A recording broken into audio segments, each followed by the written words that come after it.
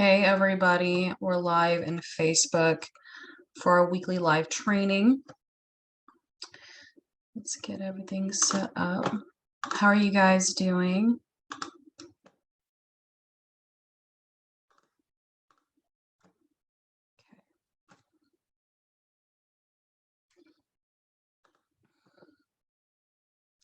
right, so today's weekly live training, I am teaching you guys ineffective and unsafe exercises that you should not waste your time with.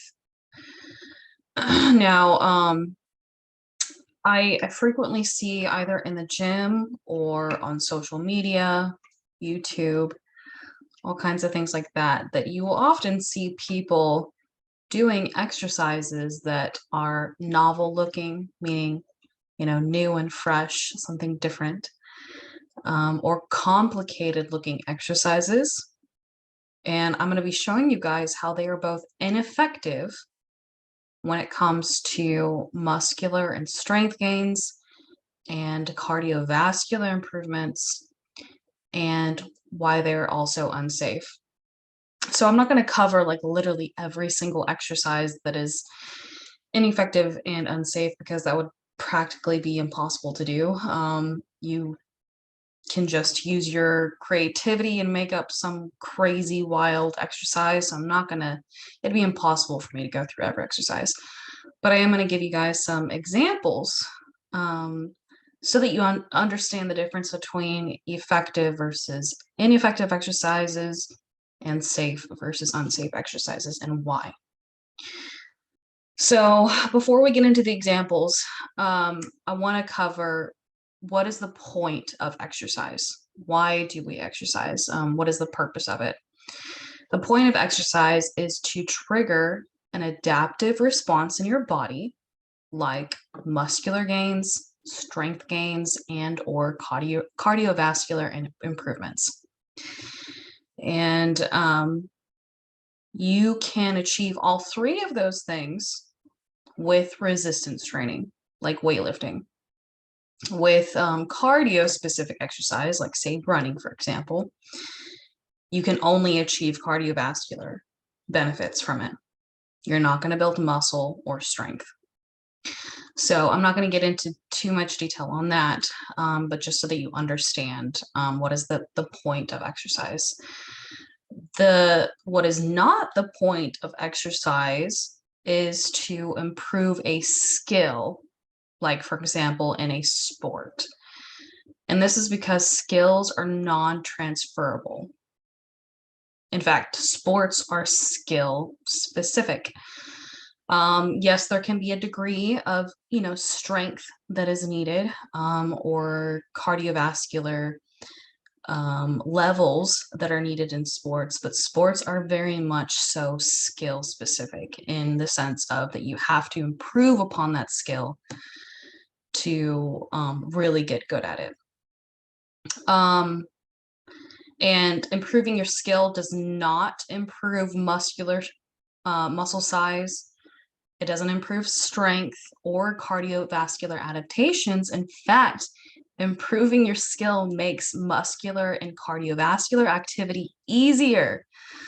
So think of it this way. Now I'm not putting bench press in the category of ineffective and unsafe. I'm just literally giving you an example of what I mean by skill specific, and that it's not transferable.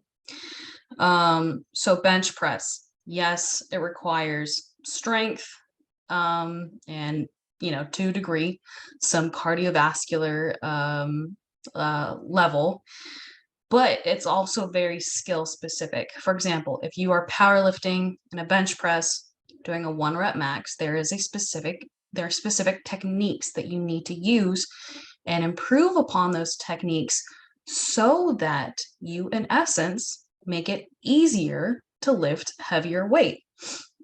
So that's what I mean by skill.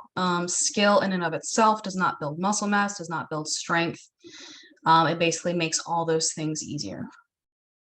So going back to the main point right now is that the point of exercise is to create an adaptive response in your body, whether that is muscular gains, strength gains, or cardiovascular gains. Okay, so I'm going to show you guys some examples of ineffective and unsafe exercises and why they are ineffective and unsafe.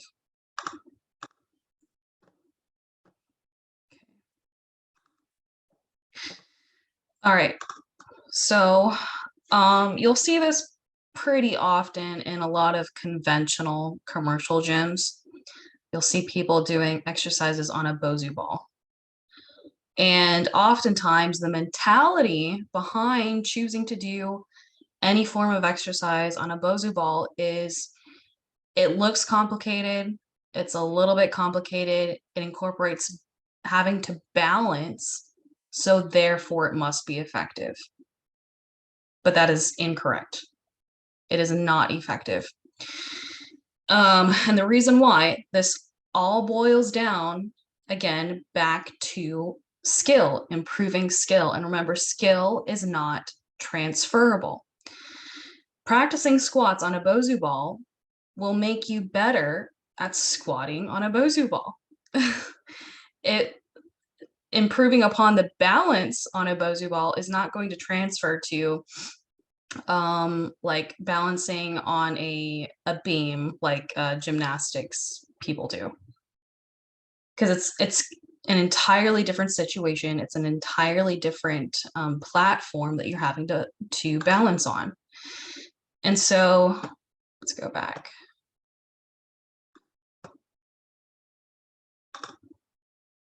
Okay, so let's replay that again.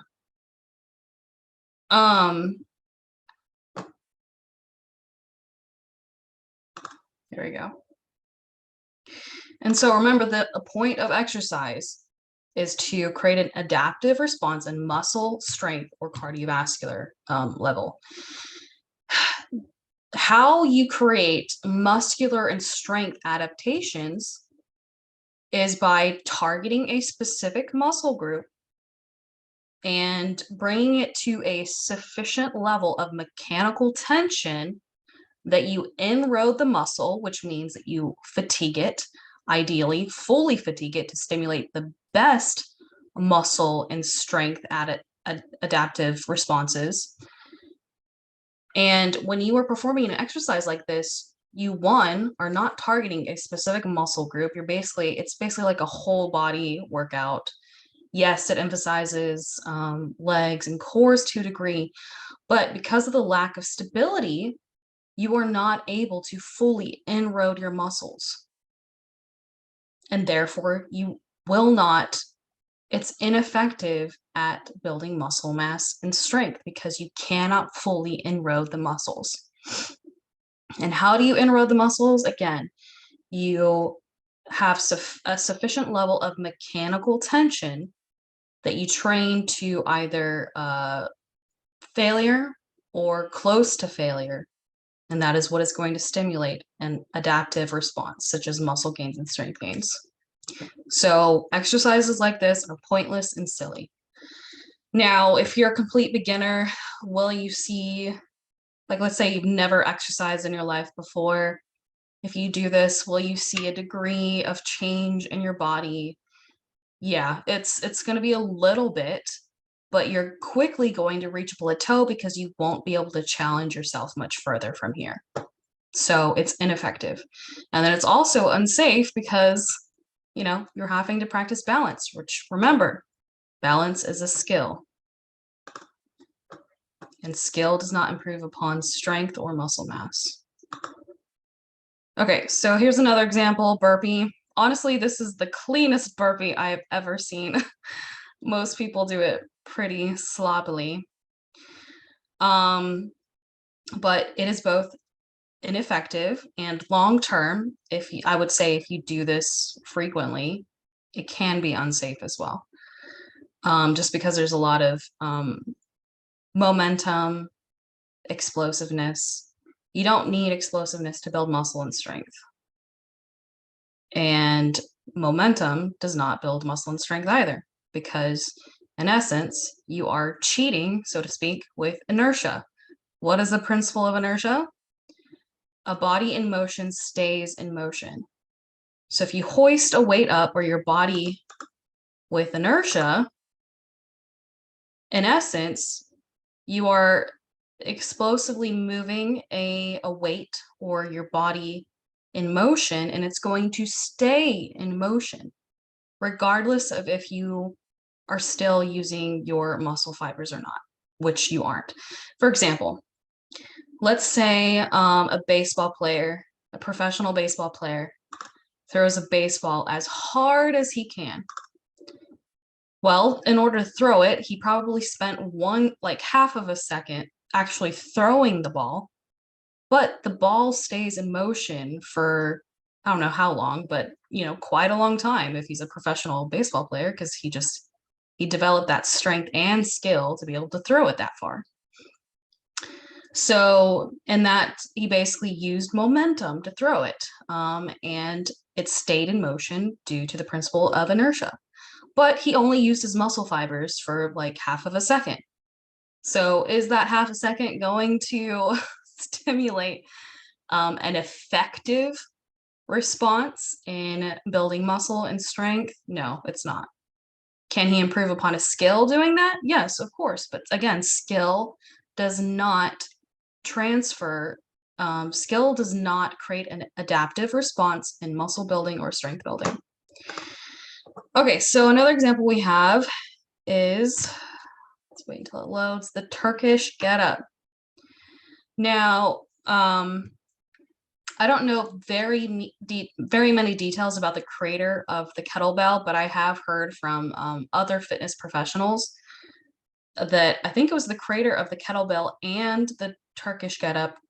Don't quote me on that. It might just be just the kettlebell. But he basically now regrets having created the kettlebell because of how unsafe it is and how people frequently use them. And now he is a huge proponent of HIIT, high intensity training, which is what I teach as well. Anyway, so let's get back to the exercise. So why is this ineffective and unsafe? It's ineffective in the sense that if you want to create an adaptive response in effectively building muscle and strength, you have to target a specific muscle or muscle group.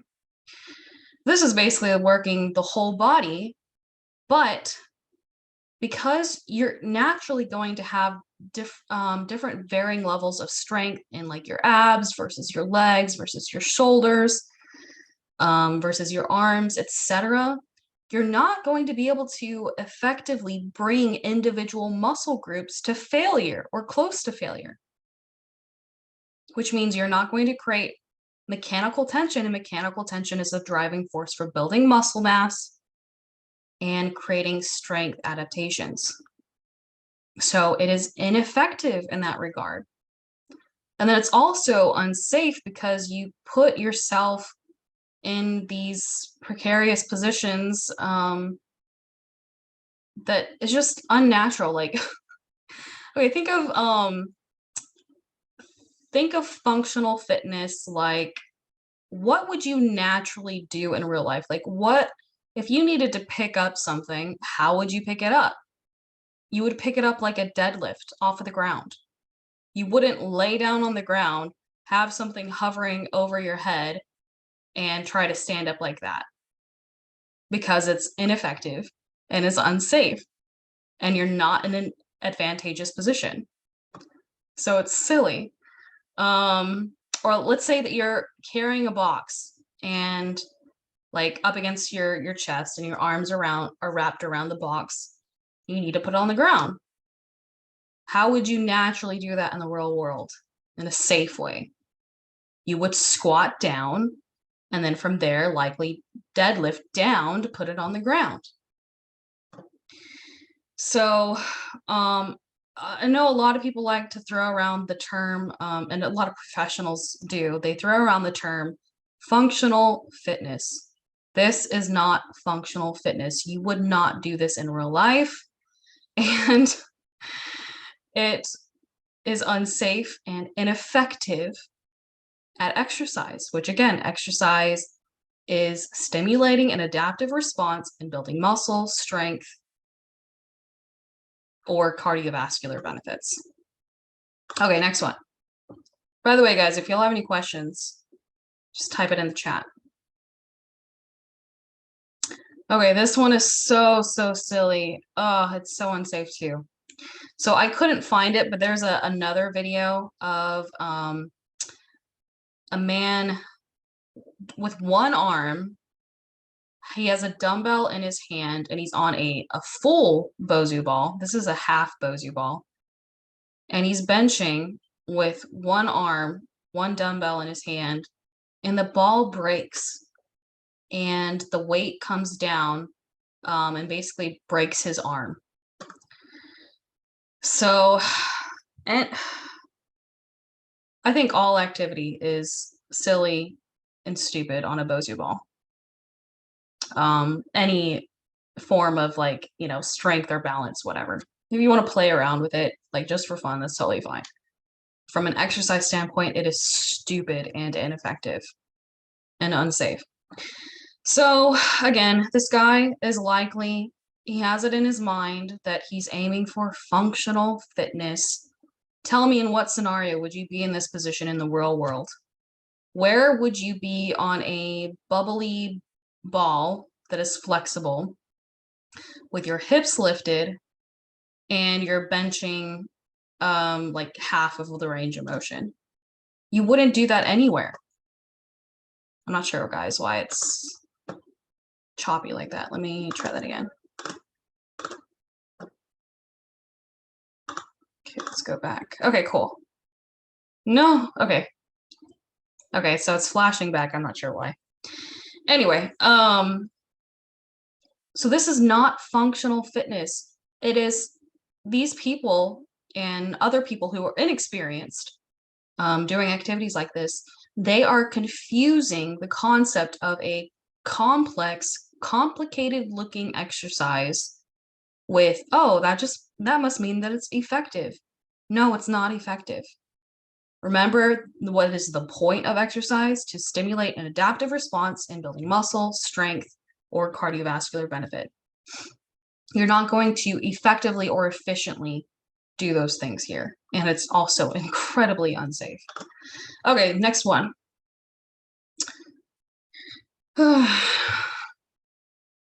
So I brought this one up because this coach basically had the same idea I have, where he compares like having to balance. That's not functional training. This is functional training, something that's balancing, that is balanced. That's not functional. That is a squat. You would do that in real life.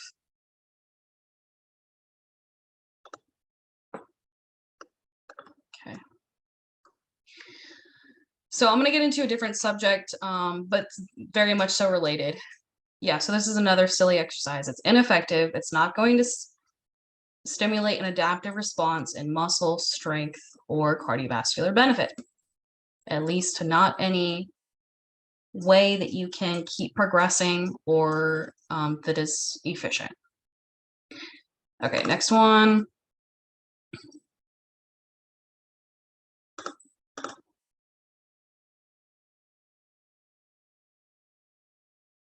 Yeah, so just another example of confusing complexity with effectiveness. Just because it is complicated to do does not mean that it is effective. It's silly, guys. Do not waste your time with these exercises. And plus, on top of the fact that it's ineffective, it's just incredibly unsafe as well. Okay, I think we're coming up to the next subsection. Yeah, that's so stupid. So dangerous. Please, guys, don't waste your time. Don't risk the chance of severe injury. Okay, so here's the next subsection. So this ties into complexity. It's not necessarily unsafe. It's just really ineffective. And that is, I don't know if there's an actual term for these things, but I'm going to call them complex compound exercises. Compound exercises are basically, they work multi-joint muscle groups. So squatting would be a compound because you're working the quads, glutes, to a degree the back, depending on how heavy you're lifting, things like that. So that's what it means by compound. You're moving multiple joints and working multiple body parts in most scenarios. But what I mean by complex compound exercises is these people are combining different lifts together. And I'll show you an example here. So here, this guy is doing a deadlift to an overhead press to a squat, I believe. Yes, a squat. And then he overhead presses again, brings it down, and then deadlifts again. Guys, this is very silly and ineffective. Again, the reason is because in order to stimulate an adaptive response in a muscle in regards to growing it and strengthening it, is you have to target a specific muscle group and bring it to inroad it sufficiently, which means bringing it to a level of fatigue that it stimulates those changes in muscle mass and size and strength. You're not going to be able to do that if you're doing these complex compound exercises. Again, just because an exercise looks complicated and might get your heart rate up does not mean that you're fully fatiguing the muscle fibers, which means that you're not going to stimulate gains in any effective or efficient way. So very, very silly. Don't waste your time with these things. Okay, let's go to the next one. Same thing here. And oftentimes you'll see a lot of women doing exercises like this where they combine exercises together. And by the way, guys, I am not making fun of any of these people. People just aren't educated enough to know better. They see people do silly stuff like this on social media. And again, they confuse the idea of complexity with effectiveness, and those are not the same at all.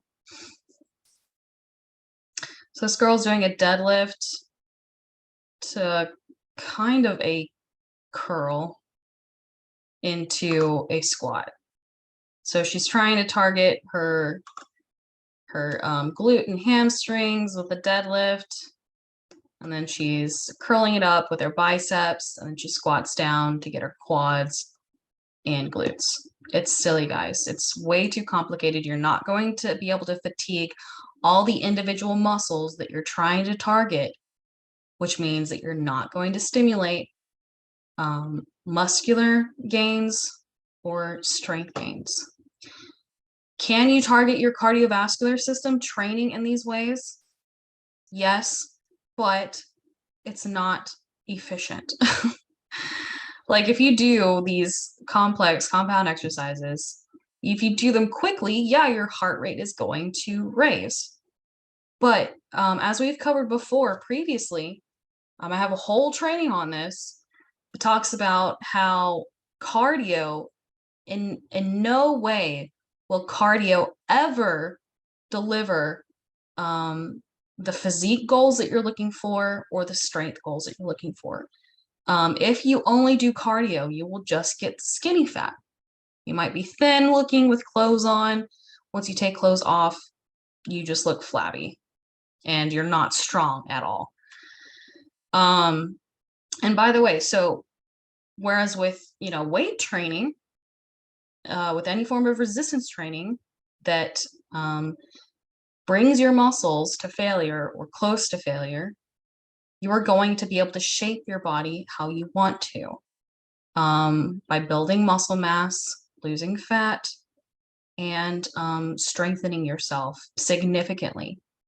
And maintaining strength, building and maintaining strength is one of the biggest factors for longevity when you age, and keeping you in being able to continue to do the things that you love as you get older. When you see elderly people who cannot, they have a hard time standing up or sitting down on the toilet, they fall out of the bathtub and break their hip, that is because they have lost their strength.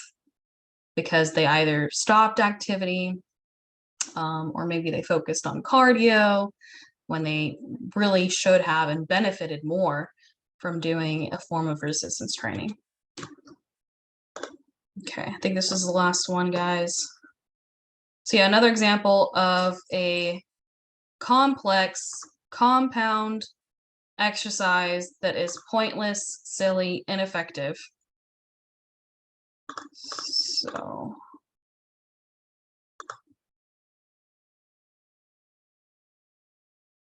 he's saying, I don't know if you guys can hear him, but he's saying, I love complex movements because they are very time efficient. After I play this video, I'm going to show you how, I'm going to explain how it is not time efficient. So he's doing bicep curl into overhead press, back into bicep curl. So he's trying to target the biceps and the delts, more than likely. Okay, so he says he loves complex compound exercises because they are time efficient. From a muscle building and strength building perspective, it is not time efficient at all. He more than likely, one, is not training to failure or close to failure. So that means that he has to do a lot of volume. He has to do multiple sets in order to fatigue and inroad his muscles adequately in order to stimulate a response. But we know, according to the science, that if you train to failure, you don't need to do multiple sets. So in that situation, one, it is already inefficient. You know, he's wasting time with junk volume because he's not training to or close to failure. It's also inefficient in the sense that long-term, you know, months, weeks, and months down the road, if you continue exercising that way, you're going to, like, say you're a complete beginner. You might see some improvement in building some muscle and improving some strength, but because of the way that he's exercising, combining movements, he's not able to fully inroad and fatigue his muscle fibers sufficiently in order to stimulate an adaptive response in muscle size or strength gains.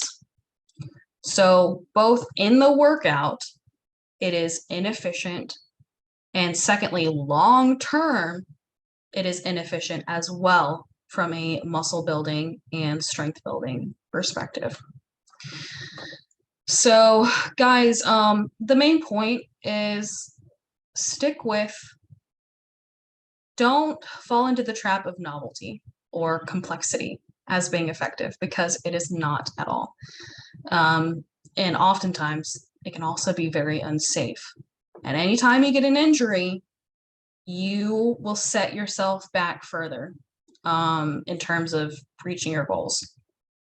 It takes much longer to recover from an injury rather than, you know, attempting to, you know, do something new and fresh and complex, or too heavy or unsafe form versus just training safely and effectively. So yeah, guys, don't fall into the trap of novelty or complexity. It's a waste of time, both during the workout and for your long-term goals. So what should you do instead? Stick to movements, essentially, that you would do in real life. Like naturally, you would squat things up and down. Like if you do physical labor, naturally you would deadlift things up and down. Like let's say you have a baby on the floor, you're going to pick them up, you would deadlift them up. Or say you need to put something sort of heavy in the counter above you and it's over your head, you would overhead press it up. Or say you need to pull something, you would row it. Or say you're hanging off of a cliff, you would pull yourself up, which is a pull-up or a chin-up. So things like that. And then also, you don't have to just stick to those free weight exercises. Other extremely effective and safe alternatives are machines. And this all boils down to stability. Remember how I showed you guys the video examples of people thinking balance, having to practice balance was going to deliver muscle and strength gains, whatever. The more stability that you have in an exercise, the easier it is to progressively overload it over time, which means adding weight or adding reps.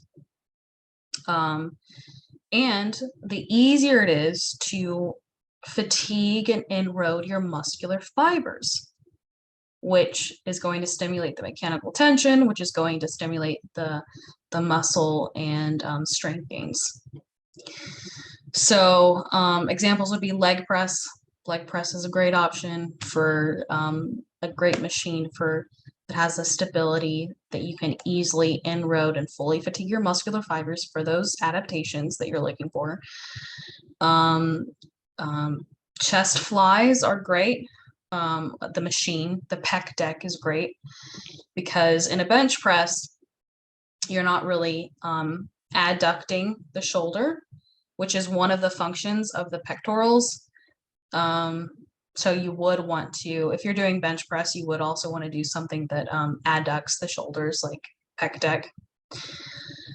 Let's see, what else? Machine pull downs, like if you have a pull down machine in your gym, you'd have the chest support more than likely, and something to support your legs underneath so that you don't lift up and there's more stability. So you're able to target the target muscles more adequately and fully. So that's where you're going to see the best results. Let me see if you guys have any questions on Facebook.